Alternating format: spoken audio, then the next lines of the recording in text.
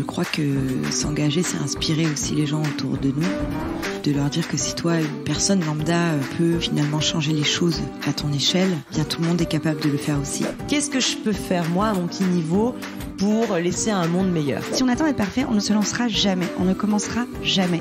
La clé essentielle du féminisme, c'est la notion de sororité. Ça sert à rien d'avoir 15 jeans dans son placard vu qu'on n'en porte que 2. Bien consommer aujourd'hui, c'est acheter des belles pièces et pouvoir les accessoiriser, les réinventer, les porter différemment. Vraiment savoir ce qu'on achète parce qu'on l'aime vraiment et qu'il est intemporel aussi. Bienvenue dans Nouveau Modèle, le podcast sur la mode responsable et engagée. Je suis Chloé Cohen et chaque mercredi, je donne la parole à des femmes qui font bouger les lignes de l'industrie textile. Parce qu'elles connaissent les impacts négatifs de cette industrie sur nos vies et sur l'environnement, ces femmes ont choisi de mettre en avant une mode plus humaine, plus durable, plus inclusive et moins polluante pour notre planète. Cette semaine, je reçois Alix Petit, la fondatrice de la marque M-Stone. Dans cet épisode, Alix s'est confiée, sans langue de bois, sur sa marque et sur ses réflexions pour être de plus en plus responsable. Il y a quelques mois, Alix a couché sur papier, ou plus exactement sur le site internet de la marque, toutes ses réflexions, tous ses projets, ses axes d'amélioration, ses engagements pour faire d'M-Stone une marque plus engagée. Je vous invite d'ailleurs très fortement à aller lire cette trilogie d'articles. Faire des vêtements et le faire bien, vous le savez, vous l'entendrez, c'est bien plus compliqué qu'il n'y paraît. Alix raconte dans cet épisode pourquoi la marque a arrêté la soie, pourquoi elle utilise du polyester recyclé, comment elle fait pour limiter son gaspillage ou encore pour penser la fin de vie de ses vêtements. On a aussi parlé en fin d'épisode de croissance saine, de grandir oui mais à quel prix, de liberté et d'indépendance face aux actionnaires. J'ai adoré cette discussion avec Alix. Après 2 ans d'interview pour Nouveau Modèle, je continue d'apprendre plein de choses, de m'éduquer sur les questions de responsabilité dans l'industrie textile et je ne remercierai jamais assez toutes mes invitées de me consacrer leur temps. En tout cas, j'espère que vous aussi, vous trouverez cette discussion passionnante. Petite parenthèse, si vous aimez l'émission, dites-le moi avec des mots doux et des étoiles sur vos applications préférées, comme celle d'Apple Podcast, et parlez-en autour de vous. Partagez les épisodes sur les réseaux sociaux et avec votre entourage, c'est ce qui m'aide le plus à faire connaître le podcast. Allez, assez parlé, je laisse la place à mon invité et je vous souhaite une très belle écoute.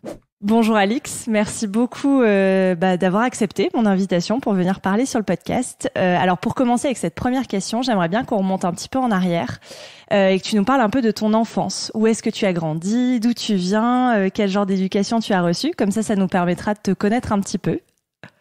Alors je suis née à Paris, mes parents sont marseillais. On a toujours grandi à Paris. J'ai une sœur jumelle et un grand frère qui a 18 mois de plus que nous. Donc, on a été élevés très, très proches tous les trois, un peu comme des triplés. Et puis, ma mère est architecte décoratrice d'intérieur. Donc, on a quand même baigné dans un univers assez créatif, on va dire. Et surtout qu'elle a vraiment un œil bien à elle et bien particulier.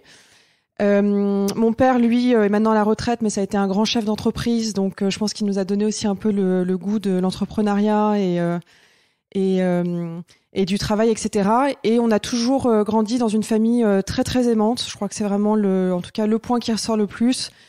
On a toujours beaucoup communiqué entre nous. Il y a très peu ou voire pas du tout de sujet tabou.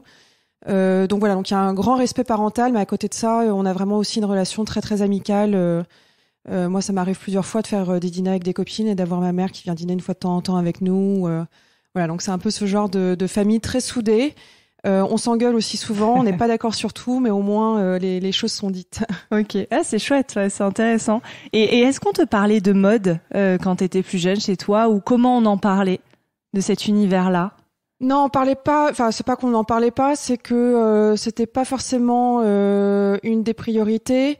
Après, je me souviens quand même que ma mère était toujours, et elle l'est toujours, elle est hyper coquette. Je me souviens qu'elle avait des collections de vestes et de robes Kenzo complètement dingues, Kenzo de la belle époque. Elle s'habillait aussi chez Irier. Donc voilà, je me souviens de ma maman qui était très coquette, toujours hyper bien habillée, etc. Mais c'était pas vraiment un sujet en fait. Moi, la mode, ça m'a jamais intéressée plus que ça. Enfin, ce qui est marrant, c'est que même encore aujourd'hui, pourtant je fais ça toute la journée, mais je peux pas dire que la mode c'est quelque chose qui me J'adore ce que je fais, j'adore travailler mes imprimés, penser mes collections, mais si tu veux, je suis pas à suivre tous les derniers défilés. Voilà, je sais ce que j'aime moins, et du coup, je me laisse un peu porter. Je vais beaucoup plus m'inspirer dans ce que nos parents nous ont appris. Ça va être l'art, la photographie, le goût de l'intérieur, les mélanges de tissus, les imprimés, les tapis, les choses comme ça. Mais pas forcément plus la mode. création en fait, que la mode en tant que telle. En fait, moi, finalement, la mode, c'est vraiment mon moyen à moi d'expression pour exprimer ce que j'ai d'artistique, entre guillemets, à l'intérieur de moi, quoi. Ouais, je comprends. Et pourquoi tu as choisi ce moyen-là d'expression? Parce que j'ai lu dans une interview qu'au départ, tu voulais peut-être être décoratrice, architecte, un peu comme ta maman, finalement. Qu'est-ce qui a provoqué le basculement et qui a fait que tu es partie dans la création d'une marque? Eh ben, je suis devenue adolescente. Donc, je trouvais ça très cool, l'architecture, la déco, etc. Mais non, c'est vrai qu'en fait, j'ai toujours adoré, avant d'aimer la mode, ce que j'aime, moi, c'est le textile. J'ai toujours adoré. On a beaucoup voyagé avec mes parents et je me souviens qu'on passait notre temps, enfin, en tout cas, je passais beaucoup de temps avec ma mère et même mon père, d'ailleurs, qui adore ça, mais au Maroc, à aller voir tous les tapis, les différentes couleurs de peinture, les carreaux de ciment, les choses comme ça. Et après, moi, en grandissant personnellement, c'est vrai que j'aimais bien m'habiller, j'avais un peu mon petit style, etc. Et en fait, ça s'est fait très naturellement. C'est que tous les travaux manuels que je faisais étaient en général très souvent liés à du textile ou à du tricot. On tricotait comme des malades avec ma sœur. L'été, sur la plage, on était avec nos aiguilles et notre fil. On tricotait des collections de bonnets qu'on vendait ensuite chez des copains. Mais voilà, moi, ça s'est juste fait assez naturellement. Je peux pas dire que j'ai eu une vocation de me dire je veux travailler dans la mode. C'est juste, en fait, ça s'est fait comme ça. J'ai passé des concours pour des écoles d'art et puis j'ai été prise tout de suite pour dans une école de mode qui s'appelle l'Atelier Chardon-Savard. Et en fait, j'ai passé les entretiens très tôt dans l'année. Et moi, j'aime bien prendre de l'avance. Et en fait, ce qui a fait que j'ai fait cette école de mode, c'est que je me suis dit, je vais faire cette école de mode pendant 2-3 ans. De toute façon, je suis jeune. Si après ça, je veux faire de l'archi d'intérieur, je pourrais très bien le faire après. Okay. Puis en fait, les choses après se sont enchaînées les rapidement. unes après les autres. Ok. Et alors, on va rentrer un petit peu dans ta marque M-Stone, parce que finalement, parler de ton parcours, c'est un peu parler d'M-Stone, parce que tu l'as créé très vite. T'avais 22 ans, 23 ans, je crois, hein, si je dis pas de bêtises. Oui, exactement. Et est-ce que tu te souviens de la femme que tu étais à cet âge-là? Parce que c'est très jeune pour lancer sa propre marque. En fait, faut quand même avoir un petit peu de courage pour se dire, je lance ma marque. Pas quand on a 22 ans, en fait. C'est vraiment.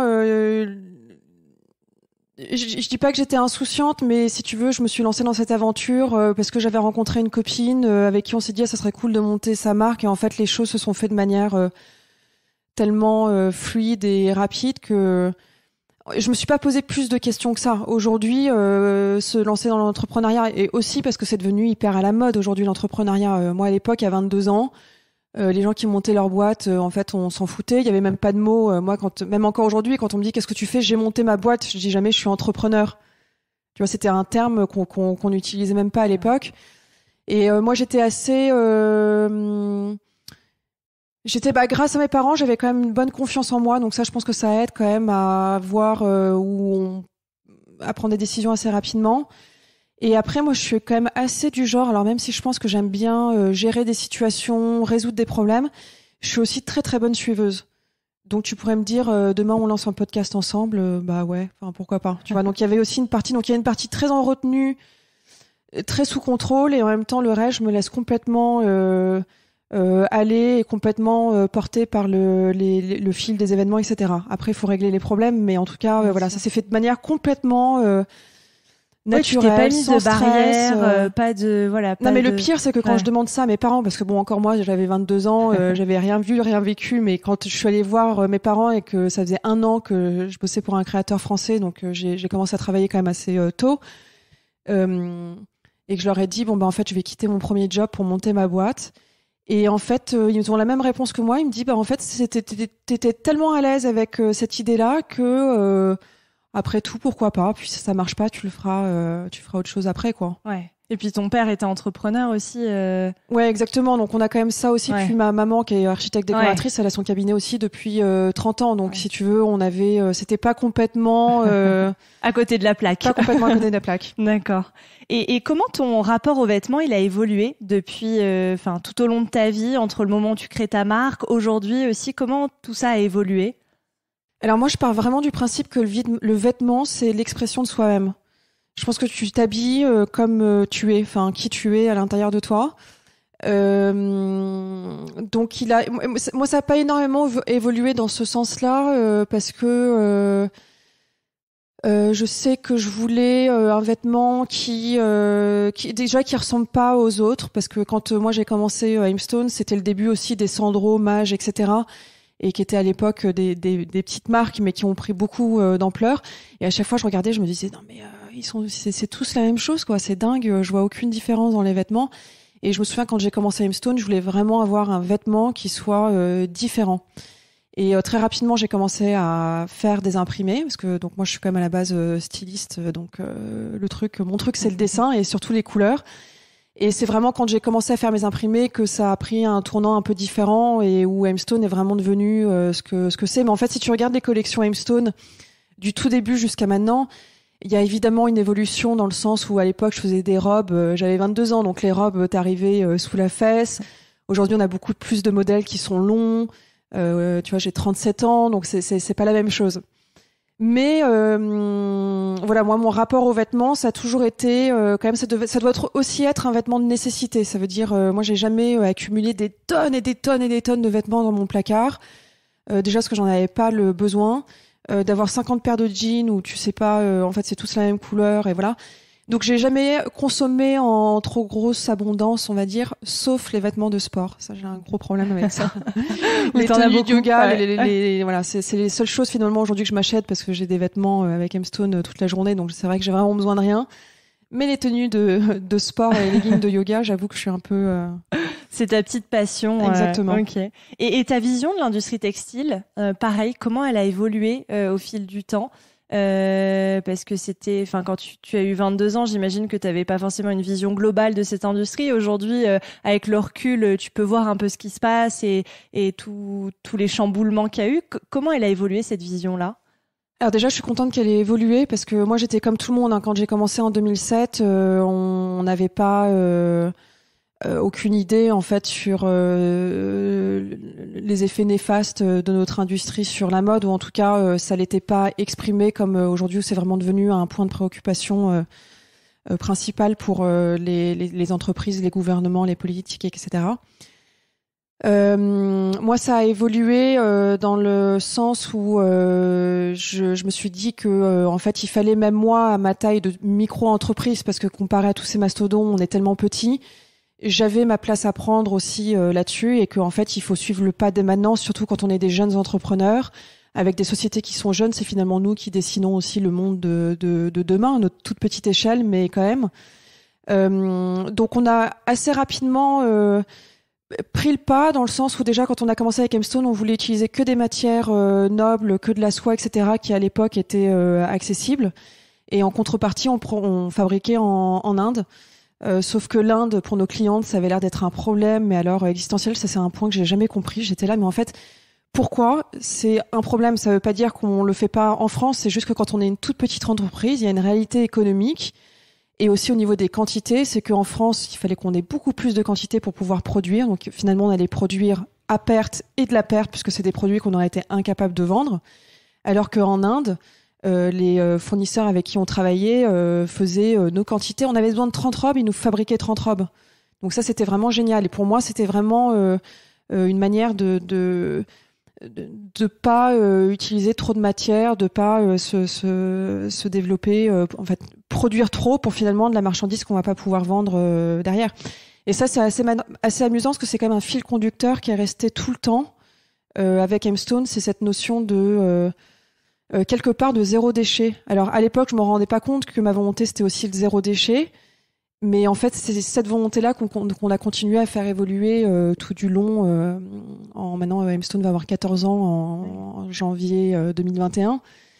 Et aujourd'hui, c'est vraiment devenu un de nos points d'ancrage pour le développement de la marque. Et après, je vois ce qui se passe dans les autres sociétés, les autres compagnies de mode, parce que j'ai des amis qui travaillent là-bas, etc. Et c'est vrai que j'en ai de plus en plus qui ont vraiment un problème entre la politique de l'entreprise qui est de produire plus, de jeter des quantités de stock, de faire des prototypes fois 50 pièces par modèle, et en fait qui commence à vraiment avoir un problème à rester dans des boîtes de cette taille-là, où en se disant il y a tellement de gâchis, etc. Et pour appuyer sur la pédale de frein, ça va prendre beaucoup de temps. Ouais. En tout cas, je pense que c'est quelque chose qui est en train d'avancer. Ouais, c'est en train d'être amorcé, ouais, mais Ouais.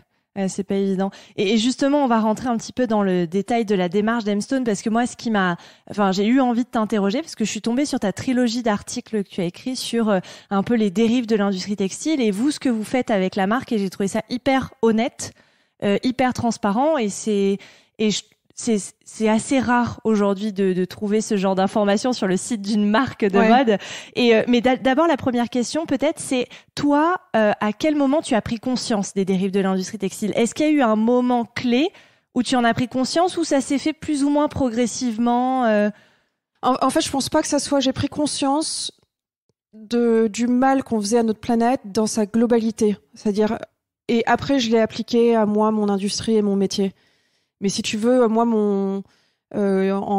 c'était il y a pas si longtemps que ça, ma vraie prise de conscience, c'était en 2018, avec le plastique, en fait. Il y a eu un moment où je me suis dit, en plus, moi, j'ai des enfants qui sont petits, donc c'est vrai qu'on achetait des bouteilles d'Evian, mais que j'achetais par pack de 24, des bouteilles de 1,5 litre. Et en fait, un jour, j'ai vu ma poubelle et je me suis dit, mais en fait, c'est pas possible, quoi. Ces déchets, c'est pas possible. Donc ça a vraiment été ma première grosse prise de conscience, et du jour au lendemain, j'ai arrêté tout ce qui était plastique. Donc ça va loin, parce que du coup, les supermarchés, ça pose problème. Voilà. Pas évident. c'est pas très évident. Donc du coup, tu fais ton shopping différemment. Tu penses ta maison aussi différemment, parce que c'est idiot, mais tous les ustensiles de cuisine, les Tupperware, etc., tu dis, bon, bah, qu'est-ce que j'en fais? Est-ce que ça, c'est du plastique? C'est du plastique que je peux réutiliser, donc du coup, je le garde, mais c'est vrai que maintenant, je fais beaucoup plus attention d'acheter des grosses cuillères et des choses comme ça qui soient en bois ou dans des matières, tu vois, au moins que je puisse garder. Et assez rapidement, on l'a appliqué à Aimstone, parce qu'on a une grosse polémique dont on parlait sur le site, c'est que chez Aimstone, on utilise du polyester. Pas pour des raisons économiques, puisque ça coûte finalement, c'est des matières qui coûtent très très cher. Mais maintenant, on s'est complètement retourné vers des polyesters recyclés, du coup, tu vois, qui vont durer plus longtemps. Et donc, on a eu en fait un gros débat de se dire, bon bah génial, les matières premières, les soies, les 100% coton, mais en vrai, au bout de 2-3 ans, la matière se fragilise énormément. On avait des clientes qui nous ramenaient des pièces avec les coudes, tu sais, qui s'étaient troués, parce que c'est des matières qui sont très nobles et très fragiles. Et quand on a décidé de basculer sur notre satin polyester, on s'est dit oui, c'est du polyester, mais finalement, c'est une matière qui va tenir peut-être 15 ans ou 20 ans de plus, parce que c'est une matière qui est beaucoup plus résistante, le tissage est résistant, etc. À côté de ça, quand on le nettoie, ça laisse des microparticules. Donc, il y a rien, en fait, qui est parfait. Et nous, on est un peu comme tout le monde. On navigue, en fait, là-dedans en se disant, bon, il faut que nous, on ait nos propres convictions sur ce qu'on n'a plus envie de faire chez Aimstone et ce qu'on pense qu'il va prendre peut-être 4 ans, 5 ans, peut-être 10 ans à modifier. Donc, pour l'instant, notre cheval de bataille chez Aimstone, c'est le 0 déchet, 0 plastique. Voilà, c'est vraiment, on se dit, moi j'ai l'impression et puis je vois même quand t'es dans ton appartement, que tu commences à ranger, que tu commences à accumuler en fait des choses, tu te dis mais en fait c'est dingue tout ce qu'on peut accumuler en une vie. Est-ce qu'on a vraiment besoin de tout ça? Donc moi c'est vraiment, voilà, j'essaye de me délester un peu de tout ce poids, de trop d'accumulation. Et si j'achète quelque chose, je veux m'assurer que ce soit quelque chose qui me dure sur le long terme. Ouais. Puis c'est des choses qui se font progressivement aussi, hein. Le changement, il peut pas se faire du jour au lendemain. C'est sûr que ça prend du temps. Il y en a qui peut se faire du jour au lendemain. Ça veut dire le 0 déchet. En fait, ça peut se faire du jour au lendemain. Ça veut dire sur la prochaine prod, on peut décider de ce qu'on fait toutes les saisons, de se dire bon bah là on va produire tant de robes. C'est pour ça nous on fait très peu de réassort aussi sur le site Aimstone, parce que tout d'un coup si tu fais du réassort, ça veut dire que tu as du stock de tissu qui dort dans ton entrepôt. Tu espères pouvoir faire du réassort et imagine en fait la collection que tu as lancée part pas si bien que ça, t'as pas besoin de faire de réassort, bon bah du coup tu as des stocks de tissus qui dorment dans ton entrepôt. Moi ça me rend malade. Donc nous on veut vraiment travailler sur un 0 stock, et le peu de stock de tissu qui nous reste, on s'en sert soit pour faire des pochons, tu sais un peu comme des tote bags, pour pouvoir ranger les vêtements pour nos clientes quand elles viennent faire un achat. On les réutilise pour faire des chouchous. On fait nos chutes de cuir, on les réutilise pour faire de la petite maroquinerie, tu sais, des petits porte-cartes, etc. L'idée, c'est vraiment de finir avec le moins de déchets possible dans nos entrepôts, dans la boutique et évidemment aussi pour nos clientes. Ouais. Et par exemple, la précommande, est-ce que c'est quelque chose que vous avez envisagé de faire de la précommande et de vous dire on va produire exactement le nombre de pièces qu'on nous a commandées ou... Oui, alors la précommande, on le fait sur certains articles, on peut pas le faire sur tous parce que comme on crée tous nos imprimés et la plus grande partie de nos tissus, de nos dentelles, etc., on a un process de fabrication qui est très très long.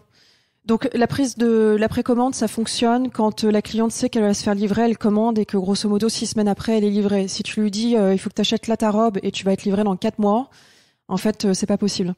Donc il y a certains produits sur lesquels on peut le faire, certains imprimés, ça dépend aussi des fournisseurs où on sait qu'on peut très rapidement lancer une production de tissus, se faire livrer rapidement et ensuite faire fabriquer. Donc là, on le fait sur, on va dire, les précommandes sur peut-être 2, parfois 3 petites collections capsules, mais c'est tout. Donc ça reste un tout petit échantillonnage de ce qu'on fait. Et tu crois qu'on peut faire changer la façon de consommer aux gens? Parce que par exemple, moi, dernièrement, j'ai acheté une jupe, je l'ai attendue 3 mois. Et ça m'a pas dérangé. Je pense qu'il y a 5 ans, tu m'aurais dit ça, je t'aurais dit non, il n'est pas question que, si la jupe, j'en ai besoin pour les vacances, je vais pas attendre. Est-ce que tu penses qu'on peut faire évoluer la consommatrice? Parce que finalement, c'est ça aussi. Moi, je pense qu'il faut la faire évoluer, c'est sûr. Nous, moi, je trouve que le système de précommande est vraiment hyper intéressant. C'est à 100%, il faut aller là-dessus. Mais après, c'est vrai qu'on a, nous, de temps en temps, on a des tissus entre le moment où je décide de l'imprimer et le moment où il sort, où il peut s'écouler 6-7 mois. Ouais. Là, tu changes carrément de saison, t'as changé de style, entre-temps, t'es tombée enceinte, tu vois. Donc, c'est pour ça, on le fait vraiment sur des produits. Là, par exemple, on a, à l'époque, chez M-Stone, on faisait énormément de cuir. Que ce soit de la maroquinerie, de la chaussure, des vestes en cuir, etc. Et en fait, j'ai pratiquement totalement arrêté le cuir. On a un perfecto qu'on fait depuis des saisons, qui est dans un cuir sublime noir, mais c'est vraiment très restreint. Et on a à côté de ça une banane léopard, tu sais, un sac banane qui est en cuir léopard et qui fonctionne hyper bien. Mais en fait, je disais aux filles au bureau, je ne peux pas en fait acheter des quantités de cuir parce que c'est un animal en fait quand même derrière. Du coup, ça c'est le genre d'article par exemple qu'on lance en précommande parce qu'on sait que le cuir est en stock chez le fournisseur. Et c'est des choses sur lesquelles on peut intervenir assez rapidement. Ouais. Parce que c'est pas votre imprimé, celui que tu as développé, voilà. C'est noir. Ouais, voilà. Exactement. Ouais. Donc voilà, donc on essaie de le faire. Là, sur la collection à venir, on va avoir 3 collections capsules qui vont être en précommande. Donc on l'amène, mais un peu en douceur. Ouais. Mais juste pour revenir sur avant le zéro déchet. On va créer, on est en train de travailler là-dessus. C'est un projet qui va sortir en septembre ou octobre, on espère. Et en fait, qui s'appelle Heimstone Second Life. Donc l'idée, et c'est ce que je disais dans la trilogie, c'est qu'il y a quelque chose moi qui me rend malade, c'est que les gens ne portent pas les vêtements. En fait. Ouais, tu dis c'est quelque chose vraiment qui t'obsède, quoi. Ah ouais, ça m'obsède vraiment parce que je me dis en fait même si c'est dans leur placard, c'est quand même pour moi c'est du gâchis. Et je peux comprendre que tu achètes une pièce parce qu'elle a été soldée et puis finalement tu dis bon c'est pas vraiment mon style mais elle était soldée puis du coup tu la portes pas ou tu peux t'en être lassé ou ta pièce est un peu délabrée, t'as pas vraiment envie de l'amener se faire réparer, etc. Donc on conçoit tout ça très bien, mais on a vraiment envie d'aider nos clientes par rapport à ça et en fait d'éviter d'accumuler trop de choses dans leur placard. Alors aujourd'hui c'est vrai qu'il y a aussi des Vinted et qui sont très bien, mais nous, c'est une démarche qui est complètement différente. Nous, c'est un peu pour créer une économie circulaire. En fait, l'idée, c'est, t'as une chemise Heimstone que tu portes plus depuis des années. En fait, on t'invite à la rendre à la boutique, en échange de quoi tu récupères un bon d'achat. Et en fait, tu vas décider donc de la deuxième vie de ta pièce Heimstone. Donc, soit par exemple, c'est une chemise qui est complètement délabrée, qui a vraiment fait son temps. Nous, on va la récupérer, on va récupérer tous les boutons, les hang tags dedans, les zips, enfin tout ce qu'on peut récupérer sur la chemise qu'on va réutiliser ensuite pour la confection de nos prototypes. Et ce qui reste du tissu de la chemise, on va pouvoir en faire des chouchous. On va, je sais pas moi, par exemple, si c'est une robe longue mais qui a été un peu trouée ou qui est abîmée, on va pouvoir la recouper. Enfin voilà, juste en fait donner une deuxième vie à cette pièce-là. Tu peux aussi décider de vouloir en faire un don, donc il y a une association en train de faire des partenariats avec différentes associations. Et en échange de quoi tu repars avec un bon d'achat pour pour inciter les gens à revenir. Mais voilà, Ouais. l'idée c'est vraiment que ça reste chez Hemstone et que nous on puisse récupérer tout ce qu'on peut récupérer sur ces pièces-là.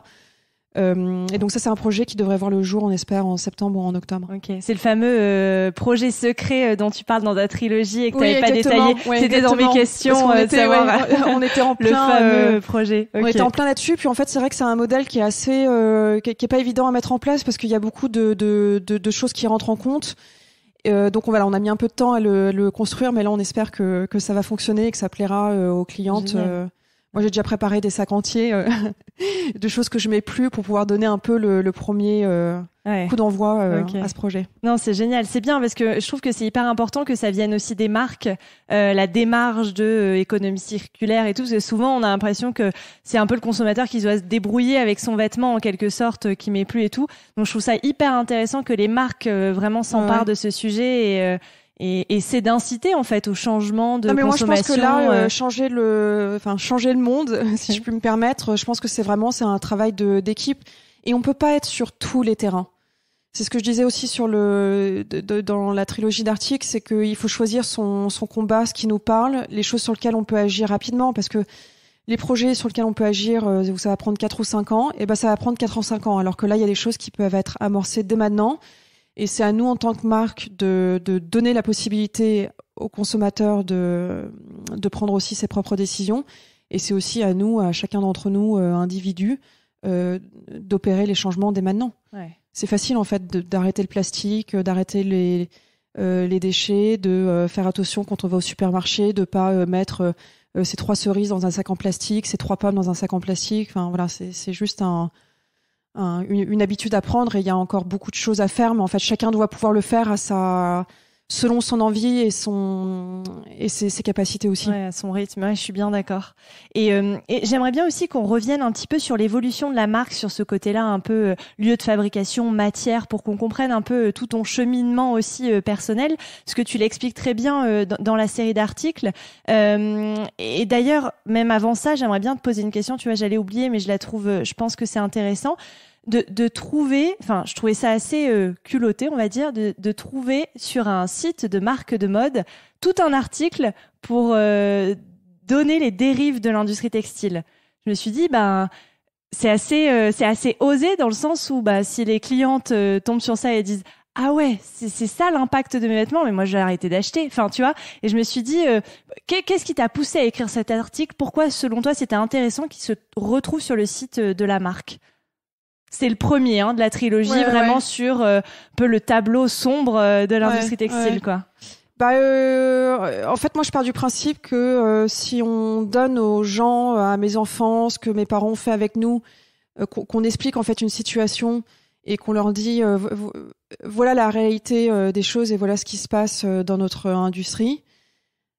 C'est tellement plus valorisant pour eux après pour pouvoir comprendre comment est-ce qu'ils ont envie de consommer, comment est-ce qu'ils ont envie d'acheter, comment est-ce qu'ils ont envie de s'habiller.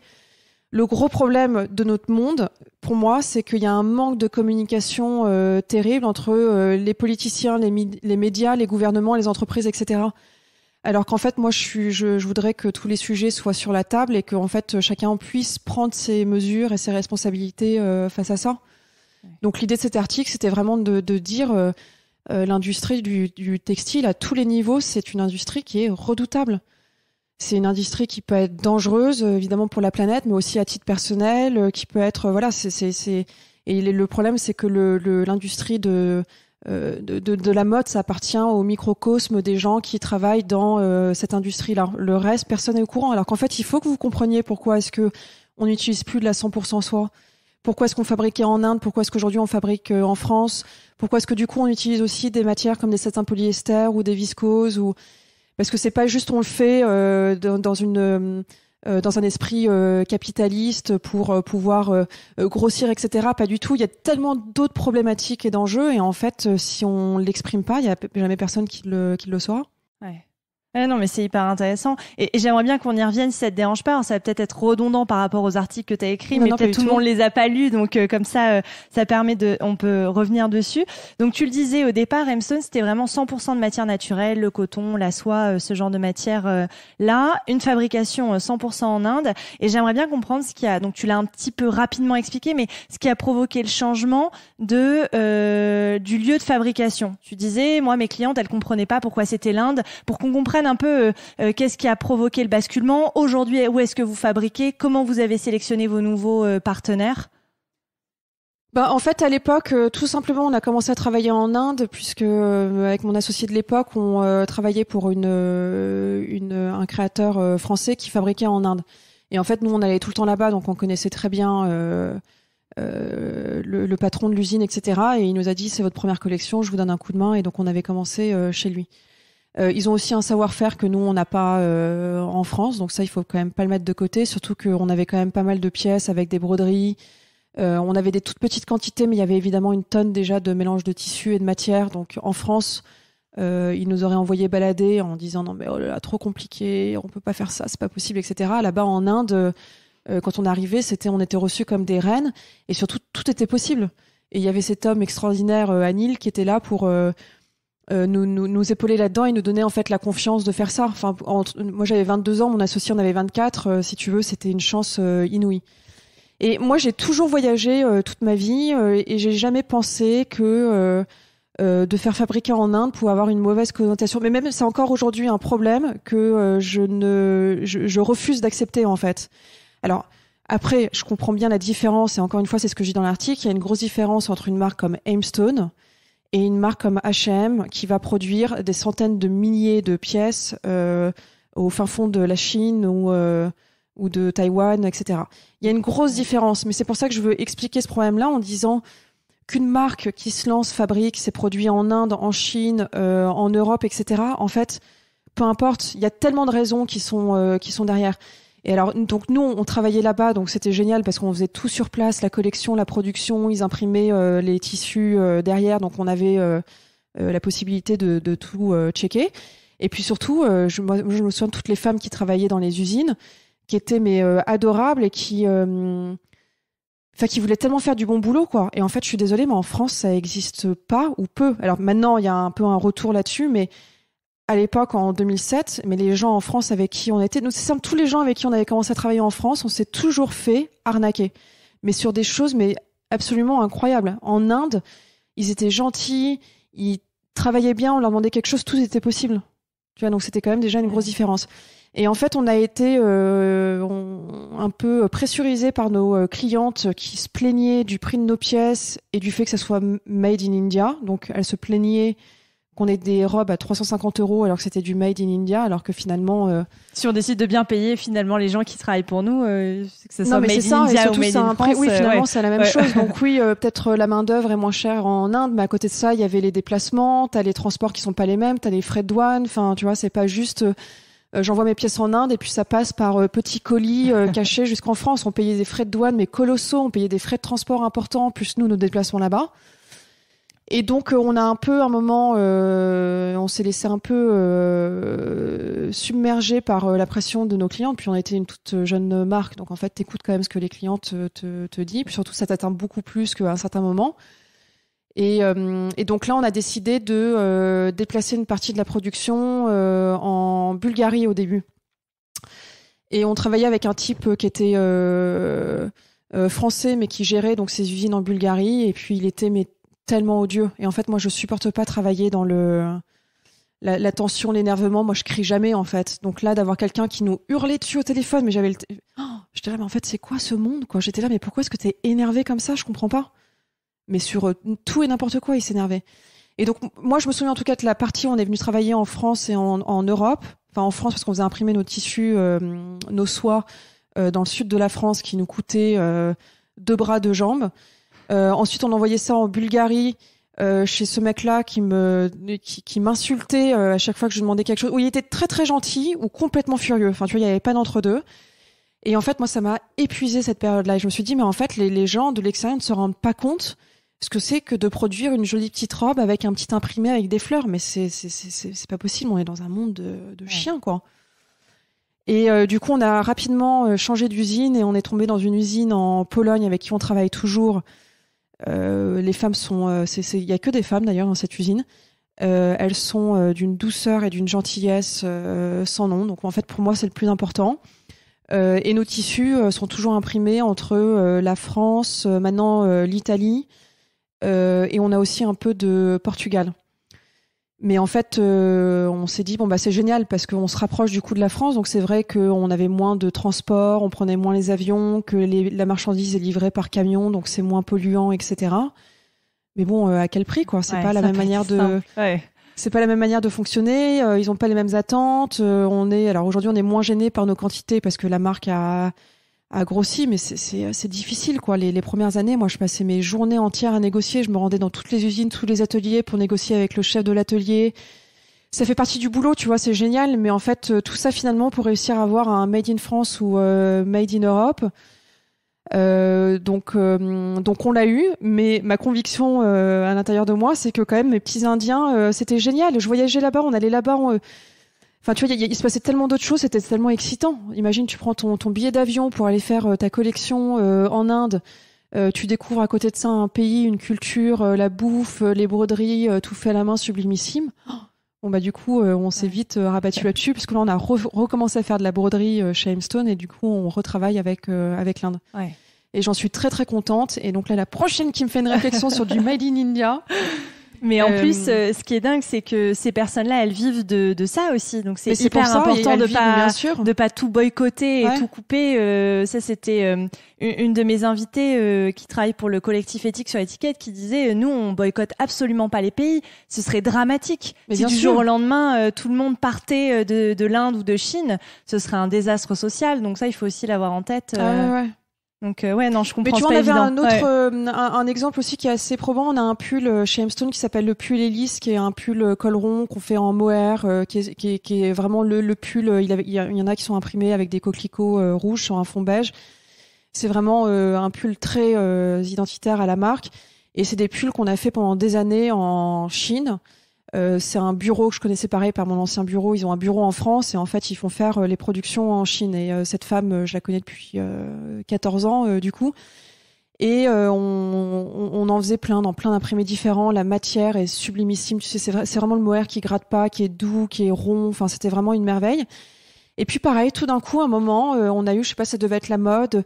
Ah non, mais Hemstone, vous devriez avoir honte de faire vos pulls made in China. C'est un scandale, etc.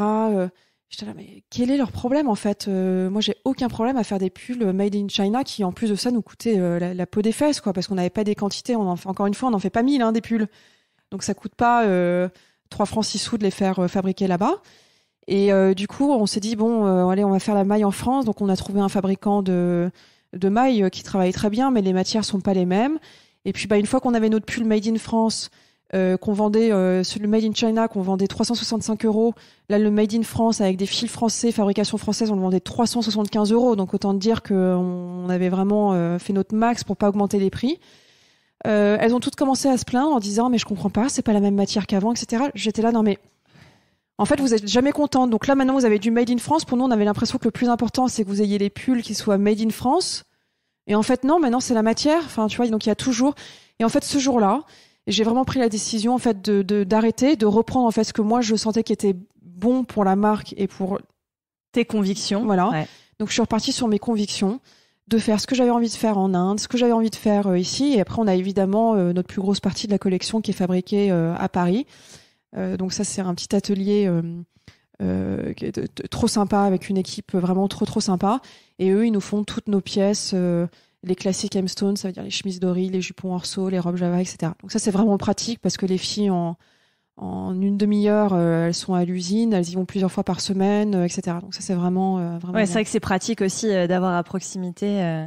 Ouais. Non, mais c'est intéressant toutes ces réflexions-là. Et même chose sur les matières, vous en êtes où? Donc tu parlais un petit peu de l'évolution de, au départ c'était 100% coton, 100% soie. Vous vous êtes rendu compte que ça s'abîmait assez vite. Donc vous êtes passé sur le polyester, vous pensez au polyester recyclé et vous en êtes où là dans la réflexion Alors matière? on a toujours nos polyesters recyclés qu'on utilise, qui sont vraiment top. Alors après, oui, le polyester, le nom est terrible parce qu'en plus ça a eu une très très mauvaise image chez des H&M. Je pense vraiment le polyester c'est un dégoûtant, truc, ouais, c'est ça, c'est tellement bas de gamme, où tu transpires voilà. et tout. Ouais. Alors qu'en fait t'as des polyesters mais qui sont sublimissimes où ça a un toucher chez soi, la matière est vraiment canon, ça se froisse pas, tu le passes en machine. Alors que la soie c'est quand même soit nettoyage à froid, soit pressing, sachant que nettoyage à froid t'as quand même un risque au bout des années ton imprimé qui se ternisse légèrement. Là, les imprimés sur le satin polyester recyclé, c'est juste la folie, quoi. Dans 10 ans, en fait, ta pièce aura exactement la même tête. Donc, ça présente beaucoup d'avantages. Après, on comprend qu'il y a des femmes qui ne veuillent pas porter de polyester. Et du coup, maintenant, on a commencé à utiliser pas mal de matières comme des viscoses ou des matières mélangées. Donc, on a par exemple des cotons soie. On a du bambou aussi. Là, cette saison, on a fait un test sur du bambou.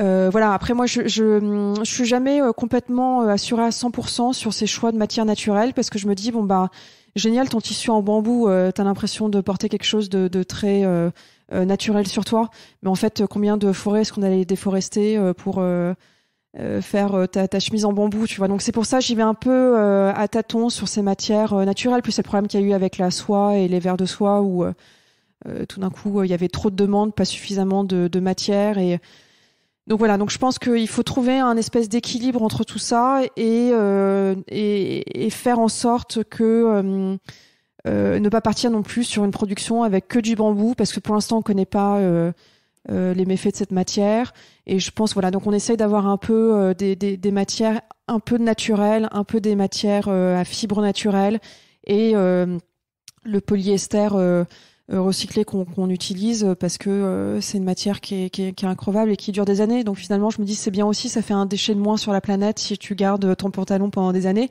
Et si t'as plus envie de porter ton pantalon, on te propose de le reprendre. Donc je me dis comme ça, la boucle est bouclée. Ça, et ouais. voilà, donc on essaie d'offrir un maximum de solutions, sachant que j'ai l'impression qu'il n'y a pas une solution parfaite pour ce qui se passe, mais je pense qu'il faut garder vraiment les yeux ouverts là-dessus et faire attention à ce qu'on achète et comment on l'achète, etc. Et moi, je suis la première à le dire. Hein, mon métier, c'est quand même là de faire que Hemstone grossisse et de vendre des fringues. Mais je suis la première à dire, les filles, consommons intelligemment, quoi. Est-ce que tu as besoin d'avoir 50 chemises Hemstone? Non, tu vois. Donc, on essaye de continuer à faire des productions qui soient à taille très, très raisonnable. Quand il n'y a plus de pièces, il n'y en a plus, en fait. Tu vois, parce que si on fait du réassort, finalement, après, on reste avec du stock sur les épaules et ça me plaît pas. Ouais. Je suis bien d'accord. Et c'est vrai que la durabilité, finalement, c'est un peu, enfin, selon moi, hein, l'enjeu numéro 1 d'une marque responsable, qu'on dit responsable, c'est que le vêtement est dur. Enfin, qu'on n'ait pas besoin d'en racheter 15 oui, parce que, voilà, il s'est abîmé. Ouais, et c'est vrai que les matières, c'est un gros point parce qu'on parle, par exemple, de coton bio ou ce genre de choses. Ça reste du coton qui est consommateur d'eau. Enfin. Pareil, le cuir végétal, parce que quand on a arrêté de faire du cuir, tout le monde m'a dit, bah, pourquoi tu n'utilises pas du cuir végétal? J'étais là, mais parce que du cuir végétal, bon, maintenant on a un peu plus de visibilité, mais c'était il y a 5-6 ans quand il y a eu, tu sais, une grosse vague de cuir digital, je me souviens de cuir végétal. Sur tous les salons d'ailleurs, il y avait tout le monde parlait du cuir végétal. J'étais là, mais est-ce que vous connaissez en fait les techniques pour faire du cuir? Est-ce que ça, quel autre produit ils utilisent dessus pour tu vois? Donc là aujourd'hui on a un peu plus de visibilité là-dessus, mais je me dis bon, est-ce que j'en ai vraiment besoin dans mes collections? Non. Alors du coup, bah ça on l'utilise pas. Bien sûr. Ouais. Et il y avait aussi quelque chose que j'avais noté sur la question des stocks et le zéro stock. Tu racontes dans un des articles que vous avez même annulé la commande d'une broderie parce que le fournisseur vous imposait un minimum trop important. C'est quand même un choix assez radical. Ah ouais. Bah évidemment. C'était un tout petit thème hyper joli. Enfin, ça a vraiment été. Il y a des thèmes qui nous font toujours un peu mal à annuler. Mais en fait, tout d'un coup, s'ils nous avaient annoncé... je dis n'importe quoi, qu'on pouvait faire 50 pièces au modèle. Tout d'un coup, il fallait qu'on en fasse 150. Donc, que le fournisseur de tissu nous avait imposé beaucoup plus de métrage. Donc en fait, on a dit bah non, parce que on sait que c'est un truc, c'est vraiment la petite pièce. On a de temps en temps des modèles, on en fait très peu parce que c'est juste la petite pièce qui va venir finir un look, mais on sait que c'est pas ce qu'on va vendre. Et ça, alors moi, j'ai aucun problème, mis à part mon petit ego qui me dit oh c'était tellement joli cette broderie. Mais si ça passe pas, ça passe pas et en fait on annule quoi. Ouais. Mais encore aujourd'hui, hein, c'est tout le temps. D'ailleurs, quand on commande les tissus, si on passe sur un nouveau fournisseur, etc. La première question que je pose, avant même de demander le prix, c'est les minimums de commandes. Parce qu'il y a des fournisseurs qui sont encore à la belle époque où ils disent c'est 1000 mètres par coloris. Mais jamais de la vie, quoi. Ouais. Et ça change quand même, c'est en train d'évoluer. Je trouve que c'est en train d'évoluer, ouais. Je trouve que c'est en train d'évoluer parce qu'avant c'était vraiment catégorique et puis il y avait une espèce de prétention de le fournisseur italien qui t'impose 1000 mètres, 2 mètres. Ah bah vous pouvez pas commander ça, bon bah tant pis, vous pouvez pas commander chez nous. Tu sais, il y avait une espèce de... Ouais. Là maintenant, je trouve qu'il y a quand même... ils sont beaucoup plus faciles à moduler et on arrive mieux à se faire entendre qu'à l'époque. Donc il y a des fournisseurs où on peut littéralement commander entre 0 et 100 mètres si on a besoin. Ouais. Donc ça, on commande souvent chez eux parce que je trouve que ces gens-là qui font l'effort, parce que c'est du boulot. Hein. C'est comme si moi, produire entre 1 et 1 ou 100 robes, c'est pas la même chose. Ouais.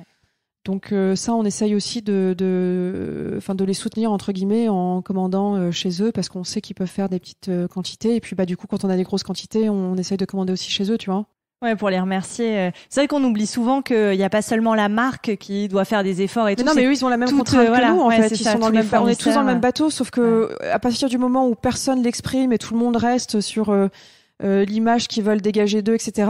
Moi, j'ai aucune honte de dire, il y a des pièces où on en fait que 12.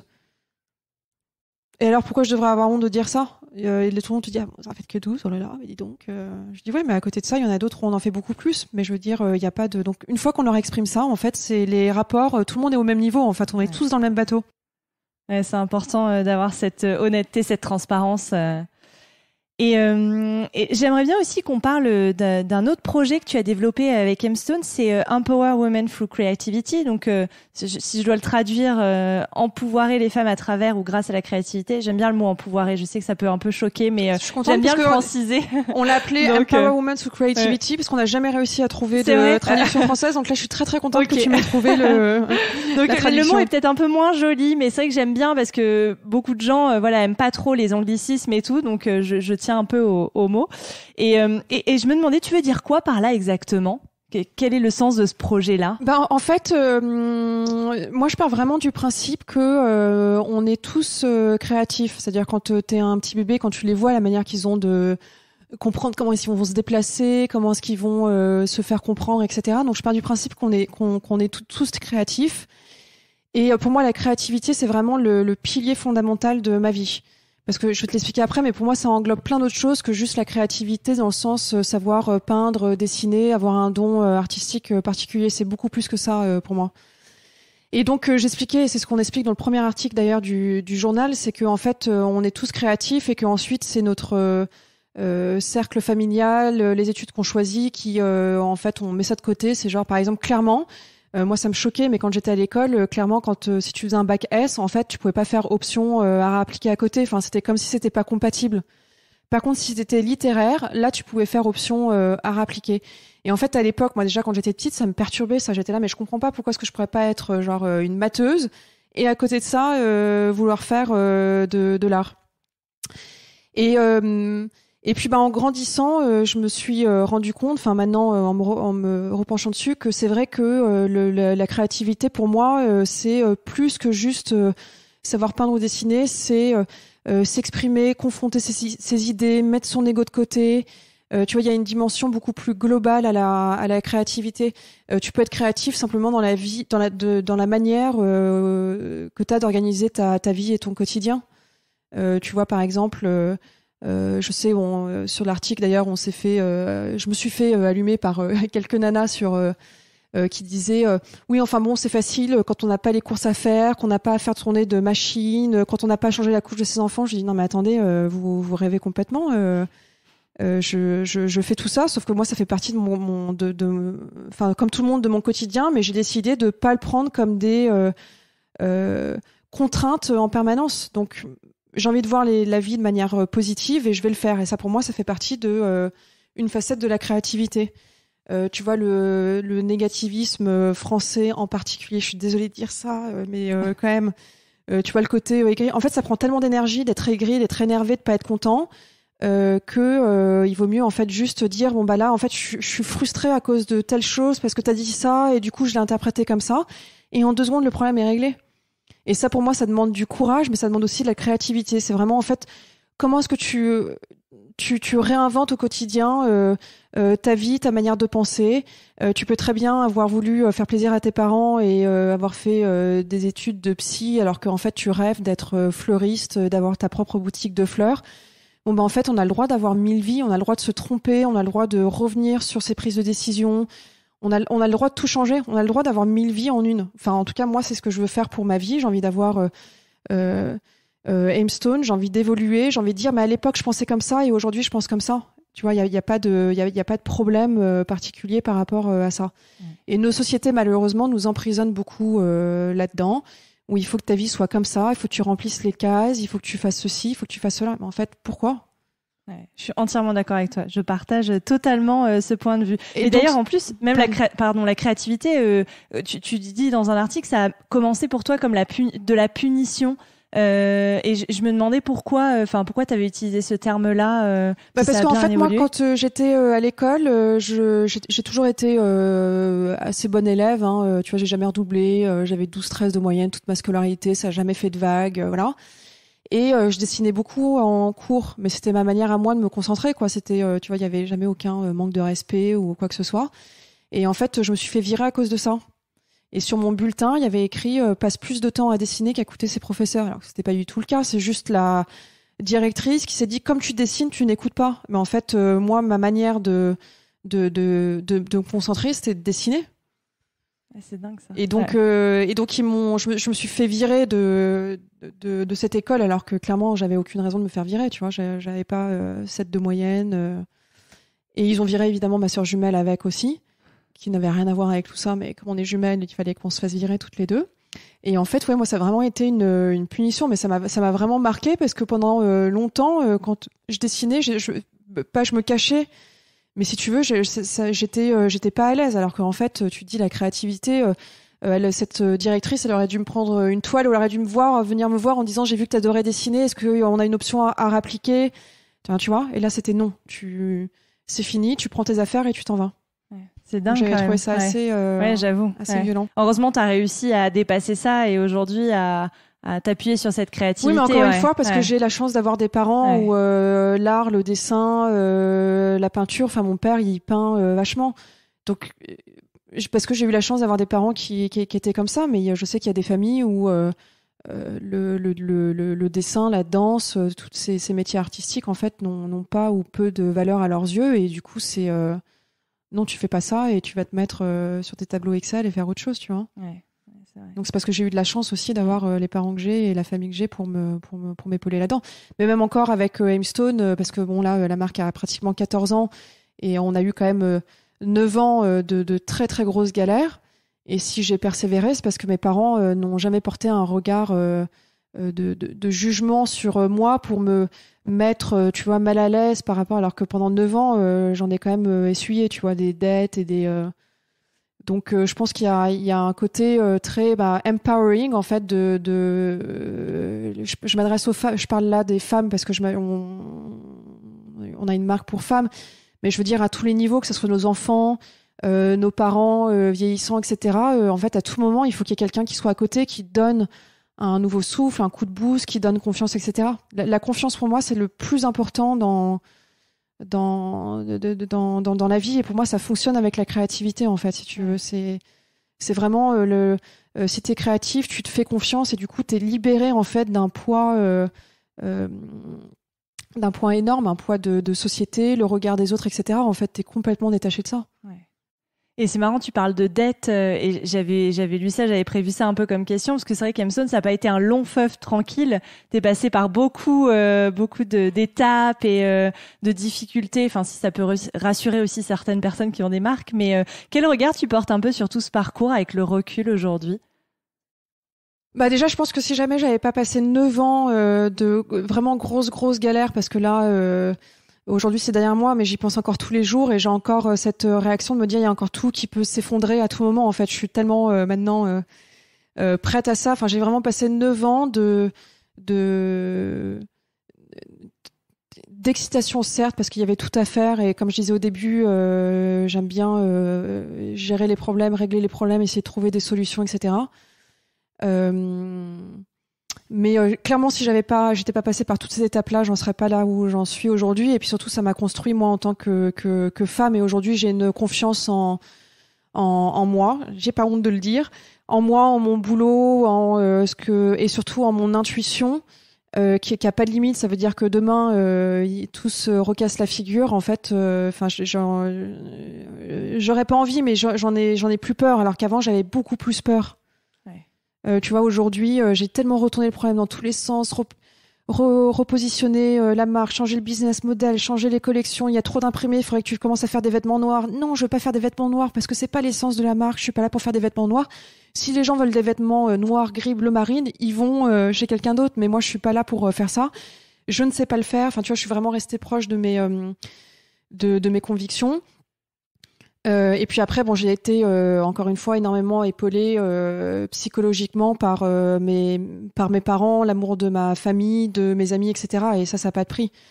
Mais voilà, bah bon, écoute, la route est encore longue parce que là, pour l'instant, ça se passe bien, on en profite. Mais tu vois, on reste une toute petite entreprise indépendante. De toute façon, on n'a pas d'investisseurs ni rien. On est vraiment complètement autonome. Donc c'est vrai que ça nous force aussi à devoir chaque décision est importante et chaque changement est opéré avec des pincettes et parce que c'est un équilibre qui est très très très très fin en fait. Hein. C'est vraiment c'est très fragile et du coup ça fait que quand même on essaie de le préserver et on en prend soin. Ouais. Mais ouais c'est voilà pour les entrepreneurs c'est vraiment sachez que le nombre de cas de sociétés qui cartonnent au bout d'un an ou deux, c'est génial, mais après combien de temps elles durent sur le long terme, je sais pas. Et si jamais il y a des problèmes, des galères, etc., c'est normal. Et surtout, ça peut durer pendant longtemps. Et c'est là aussi où la créativité, pour moi, vient jouer. C'est que la créativité, c'est aussi la curiosité.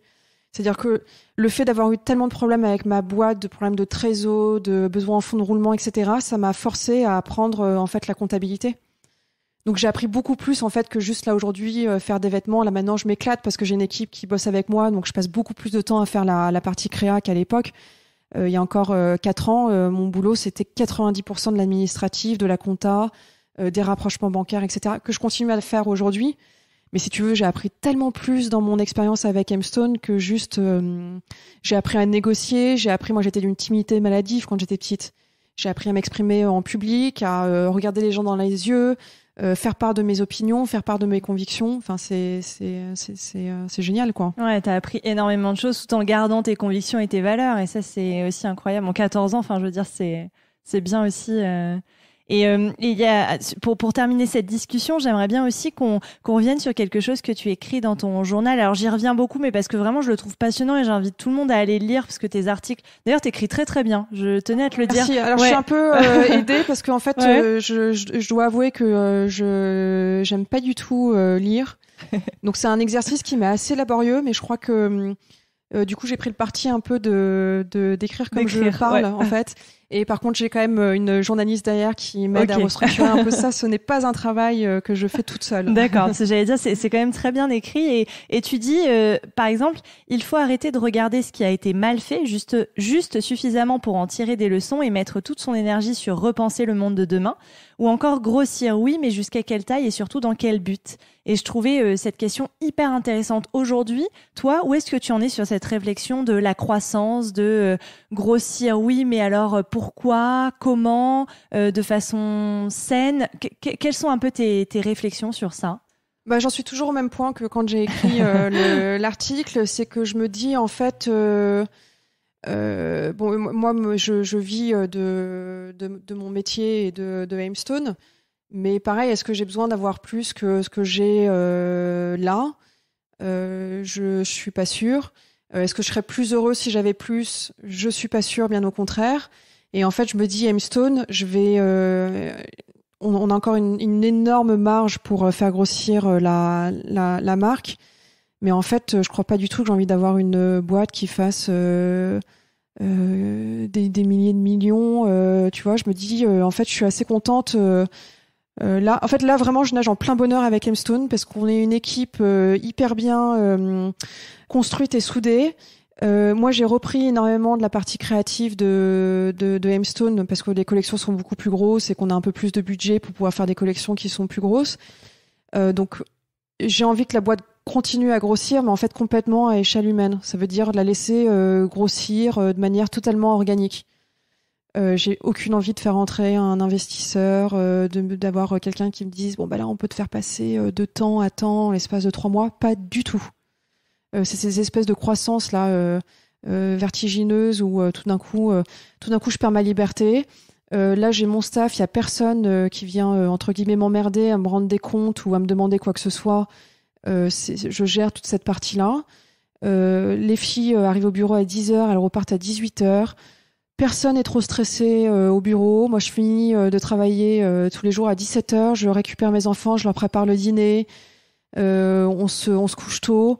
On part en vacances ou on part à la campagne. Enfin, en fait, je me dis, j'ai besoin de rien d'autre. Et j'ai l'impression que tout d'un coup, de faire grossir M-Stone de trop ou faire entrer un actionnaire, je perdrais complètement ma liberté. Et moi, je travaille comme une folle depuis des années pour avoir ma liberté. Et maintenant que je l'ai, si tu veux, je pense pas que j'aurais envie de changer ça. Ouais. Donc voilà, j'ai envie évidemment que M-Stone grossisse, ça va continuer à grossir parce qu'encore une fois, on est une tellement petite entreprise que on a une marge pour grossir qui est énorme, mais j'ai envie que ça se fasse de manière complètement organique et naturelle, sans que ça me réveille la nuit parce que je suis stressée, parce que j'ai un rendez-vous avec les fonds qui sont rentrés dans ma boîte avec qui on n'a pas fait les chiffres et du coup on va se faire repingler, tu vois. Ouais. Pas du tout.